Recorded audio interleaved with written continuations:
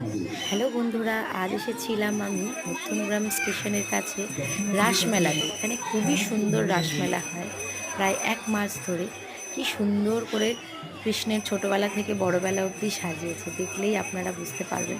আর ভীষণ ভিড় হয়, সেই সঙ্গে তো কেনাকাটা, খাওয়া দাওয়া, পিঠে পুলি, বিভিন্ন রকমের আয়োজন আছেই, এবং লোকজনেরও ভিড় প্রচুর। তাই হাতে সময় নিয়ে অবশ্যই আসবেন। কি সুন্দর গোপালকে দেখুন, সবাই আদর করছে, প্রণাম করছে। ছোট্ট ছোট্ট গোপাল, বড় রাধাকৃষ্ণ, কত সুন্দরই না লাগছে।